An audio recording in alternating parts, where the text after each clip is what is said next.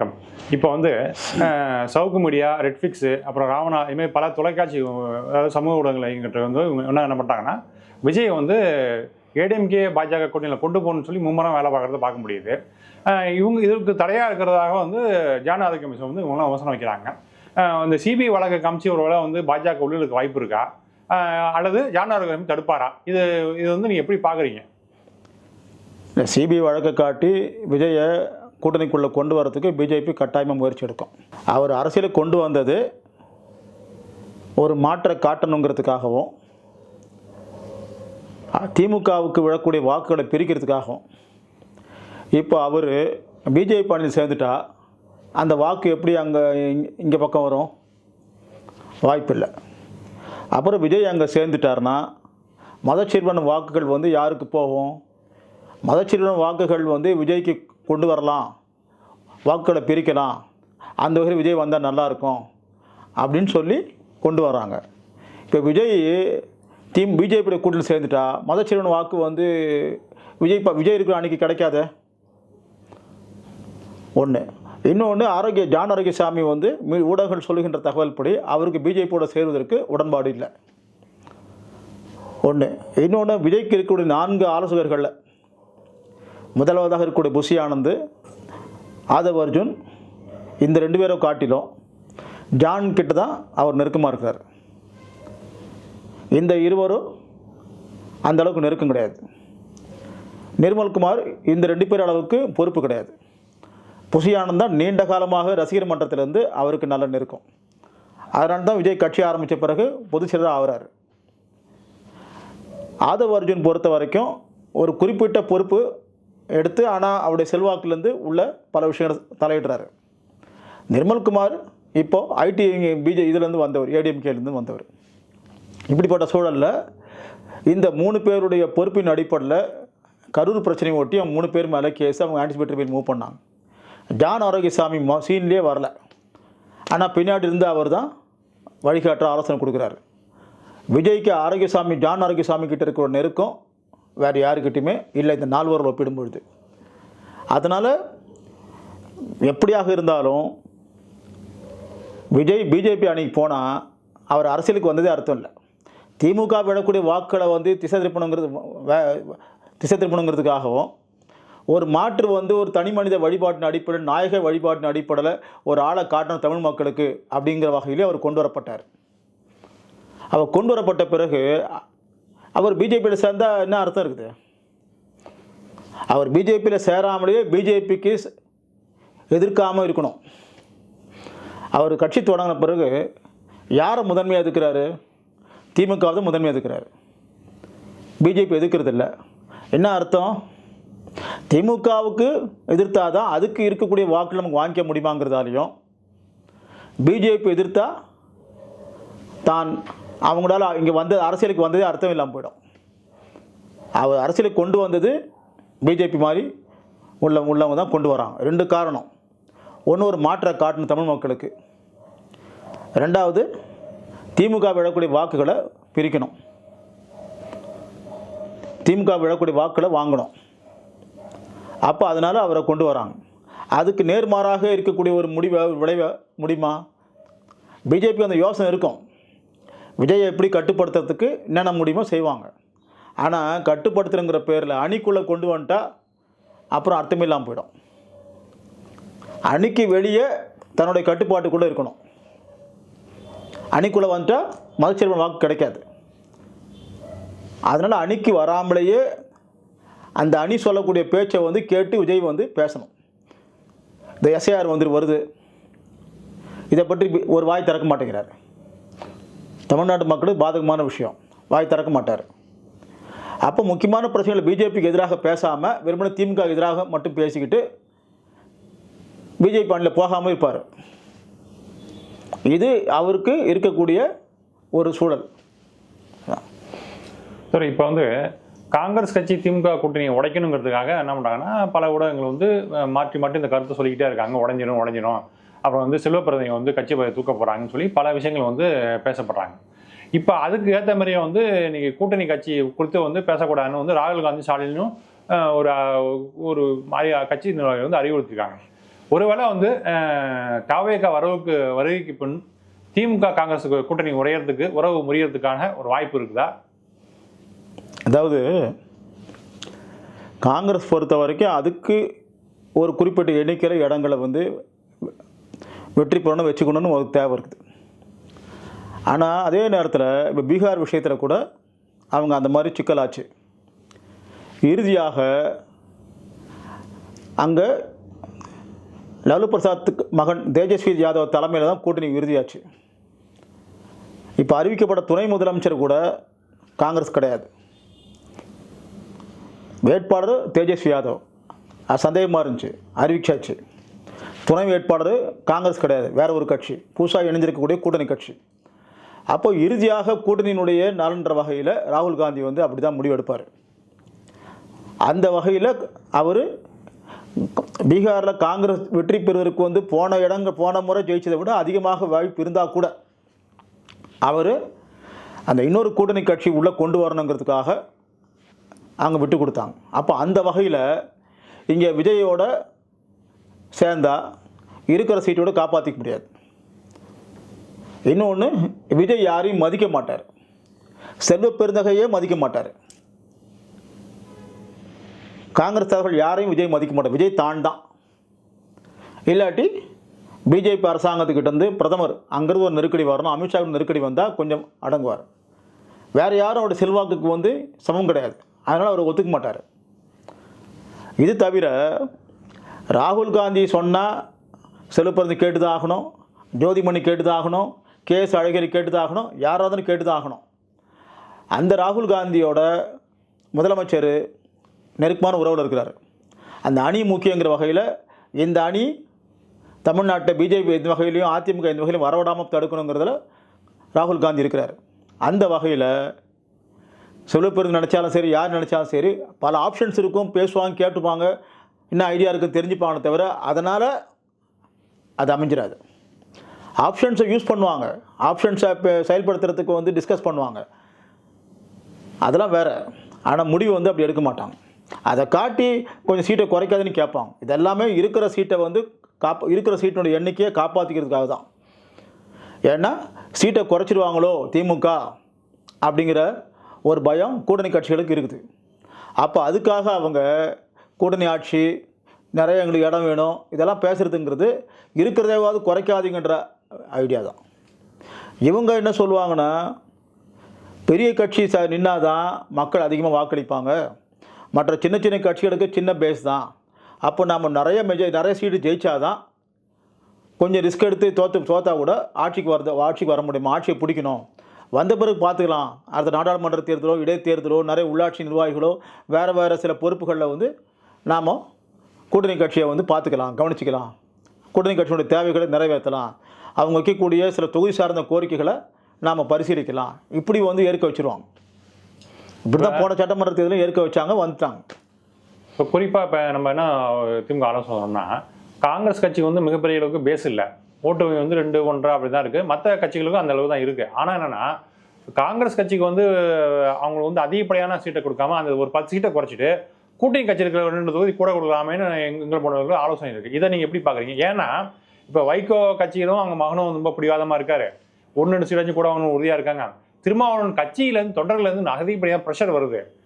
அதே மாதிரி மற்ற கட்சிக்கு இப்போ வேலுமுருகன் என்ன சொல்கிறாங்கன்னா, பாமகவும் அன்புமணி குரூப்பும் ராமதாஸ் குரூப்பையும் வீக் பண்ணணும்னா எனக்கு அதிகமாக சீட் கொடுத்தீங்கன்னா, எனக்கு முக்கியத்துவம் கொடுத்தீங்கன்னா நான் எங்கள் கட்சி வளர்க்குறது ரெடியாக இதாகும், உங்களுக்கு தான் இப்போ ஆதரவு கொடுக்க போகிறேன். இவங்க 2 பேரும் வந்து ஆர்எஸ்எஸ் பாஜக அந்த கூட்டணியில் எப்போதுமே இருக்கிற ஆட்கள் அப்படின்னு சொல்லி அவங்க பண்ணுறாங்க. அப்புறம் வந்து தேவேந்திர வேலை சமூகம் சொல்லக்குள்ள அங்கே இருக்கிற ஒரு சில ஆட்களுக்கு வந்து நேரடியாக வந்து அங்கே சின்ன அமைப்பு இருக்கு. இப்போ ஜான் பாண்டியனும் அங்கே தான் இருக்காரு, கிருஷ்ணசாமி அங்கே தான் இருக்காரு. ஆக அங்கே இருக்கிற ஜாதி அமைப்பு என்ன பண்ணால் எங்களுக்கு வந்து முக்கியத்துவம் கொடுத்து 2 சீட்டு கேட்குறாங்க. இது இப்படியான கால்குலேஷனில் தக்க வைக்கணும்னா, அதாவது மாற்று அணிக்கு அந்த ஓட்டு அந்த குறிப்பிட்ட ஜாதியோட ஓட்டு அதிகமாகணும்னா இவங்க வந்து இதுமாதிரி ஸ்ட்ராட்டஜி வகுக்கணுங்கிறது எங்களுடைய ஆலோசனைகள். இதை நீங்கள் எப்படி பார்க்குறீங்க? காங்கிரஸுக்கு ஒரு இடம் குறைச்சதுன்னா அவங்க எப்படி ரியாக்ட் பண்ணுவாங்க? காங்கிரஸுக்கு இடம் வந்து குறையாது. குறைக்கிறது முடிவு எடுத்தாங்கன்னா ராகுல் காந்தி மட்டத்தில் வந்து பேசி ஆகணும். ராகுல் காந்தி இருக்கிறத காப்பாற்றிக்க தான் விரும்புவார தவிர குறைச்சிக்க விரும்ப மாட்டார். கூடுதலாகவும் கேட்காமல் இருக்கிறதுக்கும் முடிவெடுப்பார். ஒன்று, இவங்க இத்தனை கட்சிகள் இவ்வளோ கேட்குறாங்களே, கூட்டணி காட்சி நிறைய இடம் கொடுங்கன்னு கேட்டாங்கன்னா கொடுக்க முடியாது, போகிறதா இருந்தால் போகலான்னு சொல்லிட்டா அவங்க என்ன செய்வாங்க? விஜய் கூட போகிறது வாய்ப்பு இல்லை. விஜய் கூட போகிறது, விஜய் கூட போனாங்கன்னா இருக்கிறத தான் இருக்கிறதா காப்பாற்றிக்க முடியுமா? முடியாது. விஜய் தலைமையில் வந்து ஏற்றுப்பாங்களா இவங்க? விஜய் கூட கூட்டணி வச்சு விஜயை வந்து கிட்ட பக்கத்தில் உட்கார முடியுமா? விஜய் வந்து மோடி பக்கத்தில் உட்கார்றத வரை வேறு யாரும் கிட்டே உட்கார மாட்டார். அந்த மாதிரி விஜய் மிதக்கிறாரு. அவரை யாரும் நெருங்க முடியல, இன்அக்சசிபிளாக இருக்கிறாரு. அப்படிப்பட்ட விஜய் கிட்ட போய் கூட்டணி வைக்க முடியுமா இவங்களால? இங்கே ஒரு கூட்டணி கட்சி கூட்டணிங்கிறவங்கள ஃபோக்கஸ் ஆகுது. விஜய் கிட்ட போட்டால் விஜய் கூட இருக்கிறவங்களே வந்து விஜய்க்கு யார் அவங்க தெரிய மாட்டேங்குது, கட்சியே கிடையாது, கட்டமைப்பு கிடையாது. விஜய் ரசிகர் மன்றமாகத்தான் இன்னமும் அவருடைய செயல்பாடுகள்லாம் அமையுது. கட்சி அப்படி தான் நடத்துகிறாரு. இன்னும் ரசிகர் மன்றத்தை வழி நடத்துறது வந்து அந்த மனப்பான்மையிலேருந்து வெளியே வரல. இப்படிப்பட்ட சூழலில் இவங்க வெளியே சரி போயிடுங்கன்னு ஒரு பேச்சு சொன்னாங்கன்னா என்ன பண்ண முடியும்? அதிமுக போக முடியுமா? இல்லை நீங்கள் சொன்ன மாதிரி வந்து மக்கள் நல கூட்டணிங்கிற மாதிரி வந்து விஜய் முன்ன வச்சு இருப்பாங்களா? அப்படி முடியுமா? அதில் விஜயகாந்த் அதுக்கு பின்னாடி அந்த மக்கள் நல கூட்டணிக்கு பின்னாடி அதிமுக இருந்துச்சு. இங்கே பிஜேபி வந்து நீங்கள் அப்படி செய்யுங்க, ஓட்டை பிரிங்க அப்படிங்கிற அளவுக்கு பிஜேபி தான் சேவை செய்யும். விஜய் தலைமையில் கூட்டணி அமைக்க சிபிஎம் ஒத்துப்பாங்களா? இல்லை விசிகா ஒத்துக்குமா? காங்கிரஸ் ஒத்துக்குமா? முடியாது. அப்போ இதெல்லாம் ஒரு திமுக எதிர்ப்பாளர்கின்ற வகையில் திமுக மீதான எதிர்ப்பு தான் வந்து திமுக மீதான விமர்சனத்தை வந்து அரசியல் ரீதியாக ஆரோக்கியமாக வச்சு பார்க்கணுமே தவிர, ஒரு திமுக எதிர்ப்பாக வந்து பேசினா அதுக்கு சில பலன் கிடைக்குங்கிறதாலையும், திமுக எதிர்ப்பாக பேசினா கொஞ்சம் சீட்டு கிடைக்கும் கூடுதலாக அப்படிங்கிறதுக்காகவும் பேசுகிற விஷயம். அப்போது இன்றைய சூழலில் திமுக அணி தான் வெற்றி பெற வாய்ப்பு இருக்குன்னு அண்ணாமலை ஒரு முறை போன மாதம் சொல்லிட்டாரு. இப்போ ஓபிஎஸும் சொல்லிட்டாரு, டிடி தினகரன் சொல்கிறாரு. இவங்களாம் சொல்ல வேண்டிய அவசியம் என்ன? சரி, தேவேந்திர குல வேளாளர் அமைப்பு எந்த அமைப்பும் ஏற்கனவே இந்த கூட்டணியில் திமுக கூட்டணியில் இல்லை. கிருஷ்ணாமி இல்லை, அவர் ஏற்கனவே வேறு அணியிலிருந்து என்டிஏலேருந்து வெளியே வந்துட்டார். ஜான் பாண்டியன் ஒன்றும் இல்லை. அப்போ தேவேந்திர குல வேளாளர் மக்களுக்கு கூடுதலாக சீட்டு வந்தால் கொடுக்கறதுக்கு திமுக முடிவெடுக்கலாமே தவிர, அதை தாண்டி அந்த அமைப்புன்னு வந்து யார் இருக்கா இந்த கூட்டணியில் வந்து சேரக்கூடிய அளவுக்கு யாருக்கு பலம் இருக்குது, யார் அப்படி தயாராக இருக்கிறாங்க? இருந்த கிருஷ்ணாமி என்டிஏல இருந்தார், என்டிஏல வெளியே வந்துட்டார். ஜான் பாண்டியன் ஏற்கனவே என்டிஏவோடு தான் அறகுறையாக இருக்கிறாரு. வேறு யார் இருக்கிறாங்க? அப்போ அங்கேருந்தும் அந்த மக்களுக்கு சீட்டு வேணால் கூடுதலாக வந்து கொடுக்கறதுக்கு வந்து அந்த பின்னணி சேர்ந்தவங்களுக்கு வந்து திமுக சார்பாக வாய்ப்பு இருக்கே தவிர மற்றபடி இல்லை. அப்போ இருக்கிறத வந்து காப்பாற்றிக்கிட்டு திரும்பி இந்த ஆட்சி வந்தால் தான் நல்லதுங்கிற வகையில் எல்லாருக்கும் ஒரு தேவை அவசியம் இருக்குது. அப்போ அந்த வகையில் அதை வந்து மையப்படுத்தி கூட்டணிகளுக்குள்ளே வந்து கலந்துரையாடல் நடக்கும்போது ஏற்பாங்க. இதுக்கு மேலே எப்படி கொடுக்க முடியும்? அப்போ இதுக்கு மேலே கொடுத்தாங்கன்னா திமுக தான் குறைச்சிக்கணும். அப்போ திமுகவை குறைச்சா ரிஸ்க் எடுக்க முடியும். சீட்டு அதிகமாக நின்று கொஞ்சம் தோத்தாங்கன்னா சமாளிக்கலாம், பிஜேபி ஆட்சி கவுக்க முடியாது, இல்லாட்டி முடியாது. இவங்களுடைய பாத்திரம் என்பது ஒரு துணை பாத்திரமாக இருக்குது. அதே நேரத்தில் அவங்க அந்த துணை பாத்திரத்து அளவில் வந்து இருக்கிறத தான் காப்பாற்றிக்கிறதுக்கு அவங்களுக்கு சாத்தியமே தவிர கூடுதலாக பேசக்கூடிய அளவுக்கு எதிர்க்கு கேட்கக்கூடிய அளவுக்கு சூழல் இன்றைக்கு கிடையாது. ஏன்னா எஸ்ஐஆர்லாம் வந்து சீரியஸான விஷயம். எஸ்ஐஆரை வந்து கவுண்டர் பண்ணணும். 68,000 பூத் இருக்குது, 70,000 இப்போ வந்து எஸ்ஐஆர் வரது ஒட்டியும் மற்றபடியாகவும் பூத் எண்ணிக்கை அதிகமாகுது. ஒரு பூத்துக்கு 2 பேர் வேணும். அந்த 2 பேர் வந்து திமுக அதிமுக தவிர எந்த கட்சிக்கும் பெருசாக கிடையாது. அப்புறம் திமுக சிபிஐ சிபிஎம் வந்து போன முறை காசு வாங்கிட்டு தான் தேர்தலில் செலவு பண்ணாங்க. அப்போ எஸ்ஐஆர் நிலைமையில் பூத்து மட்டத்தில் வந்து செயல்படுறது வந்து ரொம்ப தேவை. அதிகாரிகளும் தேர்தல் ஆணையம் வந்து பிஎல்ஏ பிஎல்ஓன்னு இருக்கிறாங்க. இந்த பிஎல்ஏ பிஎல்ஓ சரி ஃபேஸ் பண்ணி ஆகணும். அப்புறம் எந்த சீட்டு எந்த இடம் வந்து கொடுக்காத பிரச்சனைகள்லாம் இருக்குது. அந்த இடம் அதிகமாக திமுக வெற்றி பெறட்டும், அவனுக்கு அதிக பலம் இருக்குது அப்படின்னு விட்டுற மாட்டாங்க. கூட்டணி கட்சி பொறுத்த வரைக்கும் தனக்கு எங்கே வாய்ப்பு இருக்குதோ, வெற்றி பெறுதோ இல்லையோ ஓரளவுக்கு வாய்ப்பு இருக்கிற மாதிரி அவங்க கேட்பாங்க. இந்த அங்கீகாரங்கிற பிரச்சனைகள்லாம் இருக்க தான் செய்யும், அதை தவிர்க்க முடியாது. இப்போ அது முக்கியமா இல்லை இருக்கக்கூடிய ஆட்சியை வந்து காப்பாற்றிக்கிறது முக்கியமா? இப்போ மனிதநேய மக்கள் கட்சி கூட அங்கீகாரத்தை ரத்து பண்ணிட்டாங்க. அவங்க என்ன பண்ண முடியும்? கஷ்டம்தான். அப்போ அதனால் அது வேறு வகையில் என்ன செய்யலான்ற மாதிரி அவங்க விவாதிச்சுட்டு இருக்கிறாங்க. அதனால் வேறு வழி கிடையாது. இருக்கிறத காப்பாற்றிக்கிறது தான் இன்றைக்கு குறைஞ்சபட்சம் அவசியம், சாத்தியம். பெரிய அளவில் வந்து இப்போ எஸ்ஐஆர்லாம் வரும்னு யார் எதிர்பார்த்தாங்க முதல்ல? இல்லை. இப்போ எஸ்ஐஆரை முறியடிக்கணும். எஸ்ஐஆர் அடிப்படையில் இந்த தேர்தல் முடிவு வந்து தீர்மானிக்கக்கூடாது. எஸ்ஐஆரை மீறி வந்து எப்படி வெற்றி பெறணும்னு பார்க்கணும். எஸ்ஐஆரை கவுண்டர் பண்ணி ஆகணும் பூத்து மட்டத்தில், தெரு மட்டத்தில். ஏன்னா பட்டியல் இருக்கும், வாக்காளர் பட்டியல் இருப்போம். ஆனால் அங்கே போனால் உங்களுக்கு வாக்குரிமை இல்லைன்னு சொல்லுவாங்க. இது தவிர திரும்பி பெரிய ஒரு வேலை வந்து இருந்து ஒவ்வொரு வாக்காளரும் தன்னை வாக்காளருங்கிறத நிரூபிச்சாகணும். இது வந்து என் பேர் இருக்குது இல்லைங்கிற பிரச்சனை வரும். அப்புறம் அவங்க 3 முறை வந்து குறிப்பிட்ட முகவரியில் வந்து தேடுவாங்களாம், இருக்கீங்களா இல்லையான்னு. அப்போது இப்போ வந்து எப்படி வீட்டை காலி பண்ணிட்டாங்கன்னா இப்போ காலி பண்ணுற மாதிரி இருப்பாங்க. வீட்டை காலி பண்ணியிருந்தவங்களும் என்ன பண்ணுறது? பழைய வீட்டு திரும்பி குடி போக முடியுமா? இவ்வளோ நடைமுறை சிக்கல் இருக்குது எஸ்ஐஆரை ஃபேஸ் பண்ணுறதுல. முதல்ல எஸ்ஐஆரை வந்து மீறி இங்கே இருக்கக்கூடிய வகையில் ஒரு பிஜேபிக்கு ஆதரவாக ஒரு சூழல் இருக்கக்கூடிய ஒரு ஆட்சியை இங்கே வரவிடாமல் பார்த்துக்கணும். அதுதான் முக்கியம். இன்றைய சூழலில் 21 இருந்ததை விட இன்றைக்கு அந்த சூழல் வந்து இன்னும் பலமாக இருக்குது. அன்றைக்கி எஸ்ஐஆர்லாம் கிடையாது, இன்றைக்கி எஸ்ஐஆர் வந்துடுச்சு. அந்த எஸ்ஐஆர்ன்ற வகையில் குடிமகனா இல்லையாங்கிறத கேள்விக்குள்ளாயிடுச்சு. அப்போ அந்த வகையில் அதை வந்து மையப்படுத்தி நாம் தேர்தலை வந்து ஃபேஸ் பண்ணி ஆகணுங்கிற மாதிரி கூட்டணி கட்சி கூட்டங்களில் திமுக பேசும். இப்போ தேமுதிக வந்து திமுக உள்ள வர்றதுக்கான வாய்ப்பு இருக்குன்னு சொல்லப்படுது. அப்புறம் வந்து பாமக கட்சியை கவுண்ட் பண்ணுறதுக்காக அன்புமணிகிட்டேருந்து இதை பாதுகாப்புக்காக என்ன பண்ணுன்னா ராமதாஸ் வந்து திமுக உள்ள வர மாதிரி ஒரு சூழ்நிலை இருக்காத சொல்லி பேசப்படுது. சப்போஸ் இப்படி வந்தால் ஒரு குறிப்பிட்ட தொகையில் ஜெயிக்கிறாங்க ரெண்டு பேர்னா அவங்க வந்து நாளைக்கு 3வது அணி அமைக்கிறதுக்காக பாஜக ட்ரை பண்ணால் அங்கே போயிடுவாங்க. இது வந்து இந்த ரிஸ்க்கை வந்து திமுக எடுக்குமா, இல்லை தேமுதிகவையும் ராமதாஸ் குரூப்பையும் வந்து சேர்க்காமல் இருப்பாங்க திமுக?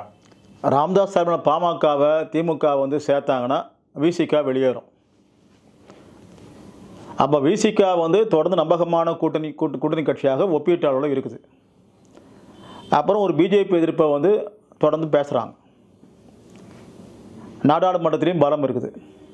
அப்போ இந்த கட்சி இருந்தால் தான் திமுக கூட்டணிக்கு வந்து நல்லது. ராமதாஸ் கிட்ட கட்சியே இருக்குதா இல்லையாங்கிற கேள்வி இருக்குது. அவர் மாம்பழ சின்னமும் கிடைக்க போகிறதில்ல. இளைஞர் பட்டாளம் வந்து அதிகமாக அன்புமணி கிட்ட தான் இருக்குது, இவர்கிட்ட அது கிடையாது. இப்படி வந்து கட்சியை வந்து அவர் நடத்தி அணியில் வந்து சேரக்கூடிய அளவுக்கு வந்து கேட்க முடியும், நான் சேர போகிறேன் அப்படின்னு சொல்லிட்டு. அப்போது வாய்ப்பு இல்லை. அவர் சேர்த்துக்கிறதால திமுகவுக்கு பெரிய அளவில் பலன் கிடையாது. அடுத்து தேமுதிக எங்கேருந்து குறைச்சி தேமுதிக கொடுக்க முடியும்? தேமுதிகவுடைய வாக்கு ஒரு வெற்றி வாய்ப்பை தீர்மானிக்கிற அளவுக்கு எங்கே இருக்கும்? வேணா இப்போ விஜயகாந்த் மனைவிங்கிறவங்க பிரேமலதா போனால் கொடுக்கலாம், அவ்வளோதான். வேறு யார் இருக்கிறாங்க? அதனால் ஜனவரியில் தான் வந்து அந்த கட்சி முடிவெடுக்க போகுது. அந்த விஜயகாந்த்ன்ற வகையில் ஒரு அந்த பிம்பம் வந்து கொஞ்சம் அது இருக்குதுங்கிற வகையிலையும் அவங்க சும்மா வந்து ஃபோக்கஸ் பண்ணிக்கலாமே தவிர பெருசாக ஒன்றும் கிடையாது. இன்னைக்கு திமுக முதல்வர் ஸ்டாலின் வந்து முன்னாடி வந்து ரொம்ப ஆக்டிவாக இருந்தார், எல்லாத்தையும் நேராக போவார் வருவார், அவ்வளோ ஆக்சஸ்ஃபுல்லாக இருந்தவர். இப்போ வந்து என்னென்னா சிஎம் ஆன பிறகு வந்து அவர் கையில் மொபைலே இல்லை, அவர் சமூக ஊடகங்களை பார்க்குறதில்ல, டிவி பார்க்குறதில்ல, கூட இருக்கிற ஆட்களை வந்து மொபைலையும் கொடுக்காம சமூக ஊடகங்களையும் பார்க்க விடாமல் அவர் வந்து இவங்க சொல்கிறத கேட்குற மாதிரியான பண்ணிட்டாங்க. அவர் வந்து பொம்மை முதல்வராக இருக்கான்னு சொல்லி விமர்சனம் முன்வைக்கப்படுது. ஆனாலும் பல விஷயங்கள் வந்து அவர் ரியாக்ட் பண்ணால் கூட ஆனால் லேட்டாக ரியாக்ட் பண்ணுறாரு அப்படிங்கிற விஷயத்தையும் முன்வைக்கப்படுது. இந்த விமர்சனத்தை நீங்கள் எப்படி பார்க்குறீங்க? இல்லை முதல்வர் ஸ்டாலின் வந்து எல்லா விஷயத்தையும் கவனம் செலுத்துகிறாரா? இதை நீங்கள் எப்படி பார்க்குறீங்க? எல்லா விஷயம் கவனம் செலுத்தணுங்கிறது ஒரு பொதுத்தன்மையில் சரி. ஆனால் நடைமுறையில் அந்த கட்சி ஆட்சியினுடைய கட்டமைப்பு அவங்களுக்கு எந்த அளவுக்கு அந்த பலம் இருக்குதோ அதை சார்ந்த விஷயம். இப்போ அந்த மாதிரி எல்லா வகையிலையும் வந்து கட்டமைப்போடு இருக்கிறது வந்து ஒரே கட்சி இந்தியாவில் பிஜேபி மட்டும்தான். அவங்களுக்கு பின்னாடி ஆர்எஸ்எஸ் இருக்குது. அது வந்து எல்லா வேலையும் அதை எடுத்து செஞ்சுக்கும். பிஜேபியோ மோடியோ செய்ய வேண்டிய அவசியம் கிடையாது. இது தவிர அதிகார வர்க்கம் இந்து ஃபாயிசம் மையமாக இருக்கிறதால அதிகார வர்க்கமும் பிஜேபிக்காக தனியாகவே ஆட்சி நடத்திக்கும். அவர் எந்த கட்சிக்கும் அப்படி கிடையாது. இதான் நிலவரம். அப்படி இருக்கும் பொழுது இவர் பார்க்கணும் விஷயம் வந்து ரியாக்ட் பண்ணுறாங்களா இல்லையான்னு பார்க்கணும். எதை வந்து பண்ணலை எது பண்ணுறாங்கன்றத வந்து மக்கள்கிட்டருந்து எதிர்ப்பு வரதை ஒட்டியும் கூட்டணி கட்சிகள் கிட்டேருந்து அறிக்கை வரதை ஒட்டியும் எதிர்கட்சிகள் ஃபோக்கஸ் பண்ணுறதை ஒட்டியும் அவங்க ரியாக்ட் பண்ணுவாங்க. வேறு வழி கிடையாது. இப்படி தான் பண்ணி முடியும். இது வேலை மெனக்கெட்டு சில ஊடகங்கள் வந்து ஒரு நாளைக்கு அது பண்ணலையே இது பண்ணலன்னா முக்கியமான பிரச்சனைகளை வந்து சொல்வதுக்கு தான் இவங்க இருக்கிறாங்க. அதுக்கு ரியாக்ட் பண்ணாமல் இருந்தாலும் அது மேலும் குரல் கொடுக்கலாம், போராட்டம் பண்ணால் கவனித்து ஆகணும். மொபைலே வச்சுன்னு இருக்க முடியுமா? எப்படி சாத்தியம்? அது வாய்ப்பே இல்லை. மோடிக்கே அப்படி இருக்காது, அமெரிக்க ஜனாதிபதிக்கு அப்படி இருக்காது. விஷயம்தான் முக்கியம். பொதுத்தன்மையில் எந்த அளவுக்கு செய்கிறாங்கன்றது முக்கியம். ஏன்னா அவர் முதலமைச்சர், இன்னொன்று கட்சி தலைவர். இவங்க சில பேர் மாதிரி எப்போவுமே உடம்பே மொபைலாக இருக்கிற மாதிரி அவங்க இருக்கிறாங்க.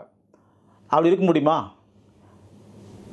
அப்படி இருக்கணும்னா கடைசியில் வந்து பிஜேபி செய்கிற மாதிரி போட்ஸுங்கிற ஒரு டூலை வச்சு தான் செஞ்சுக்கணும் எல்லாத்துக்கும். அப்படி தான் சில பேர் வந்து செய்கிறாங்க. போட்ஸை வச்சு தான் லைக் போடுறாங்க, எதுக்குறாங்க, ஷேர் பண்ணி விடுறாங்க. அப்போ அதை வந்து செய்யணுமா? அது செய்ய வேண்டிய அவசியம் கிடையாது. அவங்களுக்கான கட்டமைப்பு ஐடி விங் இருக்குது, பெண் அமைப்பு இருக்குது, அதை செய்வாங்க. இப்போ அதை விட முக்கியமானது பொதுத்தன்மையில் எந்த அளவுக்கு ஆட்சி வந்து நடத்துறது சரியாக இருக்குதா இல்லையா, இதுதான் பார்க்கணுமே தவிர ஒவ்வொரு சின்ன விஷயத்துக்கும் ரியாக்ட் பண்ணணும்னா அப்போ அதுக்கான கட்டமைப்பு வந்து அவங்களுக்கு வேணும்னா பிஜேபி கிட்ட மட்டும் தான் இருக்குது. அதுவும் ஆர்எஸ்எஸ் கிட்ட தான் இருக்குது. அது ஒரு ஃபேசிஸ்ட் அமைப்பு அப்படி கட்டமைப்பு வச்சுருக்குது. இது அப்படி செய்ய வேண்டிய அளவுக்கு சக்தி இருக்காது, அவசியமும் கிடையாது. பொதுத்தன்மையில் ஆட்சி ஒழுங்காக நடத்தினாலே போதும். மற்ற விஷயங்கள்லாம் அதுக்கு அரசாங்கத்தை பற்றி டெய்லி என்ன குற்றச்சாட்டு வருது அது பிரிண்ட் மீடியா பார்த்தா கூட போதும். அதில் எல்லாரோட அறிக்கைகள்லாம் முக்கியமாக வருது. சமூக ஊடகங்கள் வந்து கவனத்தில் எடுத்துக்கணுமே தவிர அதை பார்த்துன்னு இருந்தால் இன்னும் விடிவு காலமே இருக்காது. பார்த்துக்கினே இருக்கணும். ஒரு நாளைக்கு 2 முறை பிரிண்ட் மீடியாவில் என்ன வருதுன்னு பார்த்தா போதும், டிவி நியூஸில் என்ன வருதுன்னு பார்த்தா போதும். அதுக்கு மேலே ரியாக்ட் பண்ணுறதுக்கு அவசியமே கிடையாது. இதெல்லாம் வந்து ரியாக்ட் பண்ணுறது லேட் ஆகுதுங்கிறதெல்லாம் வந்து ஒரு பெரிய குற்றச்சாட்டு வைக்கிறத விட எந்த அளவுக்கு மக்களுடைய பிரச்சனை வந்து சீரியஸாக இருக்குது, எதில் கவனம் செலுத்துகிறாங்கிறது தான் நம்ம செய்ய வேண்டிய விஷயம். இந்த மழை பிரச்சனை கூட வந்து அங்கே இங்கே போகிற மாதிரி தானே வந்துச்சு. எல்லாருக்குமே ஆட்சி இருந்தால் கஷ்டம்தான், கட்சி மட்டும் இருந்தால் ஈஸியாக தான் இருக்கும். இதான் பார்க்கணும். ஆட்சியும் கட்சியும் வச்சுக்கிட்டு அப்புறம் கூட்டணி கட்சி தலைவராகவும் இருக்கிறாங்க. திமுகவுடைய கட்சி கட்டமைப்பு ஒரு பக்கம் கவனிக்கணும், ஆட்சியை கவனிக்கணும், ஒன்றிய அரசாங்கத்தை எதிர்கொள்ளே ஆகணும். இவ்வளோ இருக்குதுல்ல. அப்போ அதுக்கே உரிய சிக்கல்கள் இருக்க தான் செய்யும். இப்போ வர எலெக்ஷனில் வந்து விஜய் வந்து என்னென்னா டைரெக்டாக வந்து ஸ்டாலினை நோக்கி தான் அவர் கேள்விலாம் கேட்குறாரு. எந்த ஒரு மத்திய அரசு திட்டங்களையும் அவங்க கொண்டு வர புது திட்டங்களையும் அவங்களுடைய போக்கை வந்து உடனே ரியாக்ட் பண்ண முடியாது. எப்போது வாரத்துக்கு வராரு, திமுக ஒரு அறிக்கை வர்றாரு, மாதம் அறிக்கை வர்றாரு, அப்புறம் எப்பாவது ஒரு வந்து ஃபேஸ்புக்கில், ட்விட்டரில், சமூக ஊடகங்களில் பதிவு பண்ணுறாரு. இப்படியான அரசியல் போக்கு வந்து எப்படி இருக்குது? ஒருவேளை ஒரு கூட்டுத்தனமாக வந்து விஜய் வந்து ஒரு 50 தொகுதி 60 தொகுதி ஜெயிச்சான்னா அதோட பின்விலை எப்படி இருக்கும்? இல்லை, 50 தொகுதிகளை வந்து முதல்ல 50 தொகுதியில் ஜெயிப்பதற்கு வாய்ப்பு இல்லை. அப்படி வாய்ப்பு இருந்ததுன்னா நிறைய பேர் அவர் தலைமையிலான கூட்டணி போய் சேர்ந்துருவாங்க. அப்படி சேராமல் இருக்கக்கூடிய அளவுக்கு தான் பலம் இருக்குது. அடுத்து அவர் எப்போவுமே வந்ததுலேருந்து சரி ஒன்றிய அரசாங்கத்தை விமர்சிக்க வேண்டிய அளவுக்கு விமர்சிக்கிறதில்ல. அரைகுறையாக முன்ன விமர்சித்த அளவு கூட இப்போ விமர்சிக்கிறதில்ல. ஏன்னா அவருடைய பல பிரச்சனைகள் அவர் மாட்டினுக்கிறார். அதனால் ஒன்றிய அரசு விமர்சிக்க மாட்டார். நீங்கள் ஒன்றிய அரசாங்கத்தை விமர்சிக்காமல் ஒன்றிய அரசு விமர்சிக்கிறதாலே கிடைக்கக்கூடிய முக்கியமான வாக்குகள் மத சிறுபான்மையினர். அப்புறம் தமிழ்நாட்டில் வந்து ஒரு ஒன்றிய அரசாங்க எதிர்ப்பிலான தமிழ் தேசிய உணர்வு இருக்குது, ஒன்றிய அரசாங்க எதிர்ப்பு இருக்குது. அது எதுவுமே நிறைய செய்ய மாட்டேங்குது, ஜிஎஸ்டி, கல்விக்கு நிதி ஒதுக்கீடு, அப்புறம் தமிழ்நாடு அரசு கூட சட்டங்கள்லாம் வந்து அதை கொடுக்க நிற்குது. இது மாதிரி பல விஷயங்களில் ஒன்றிய அரசாங்கத்துக்கு எதிரான ஒரு அதிருப்தி மனப்பான்மை மக்கள்கிட்ட இருக்குது.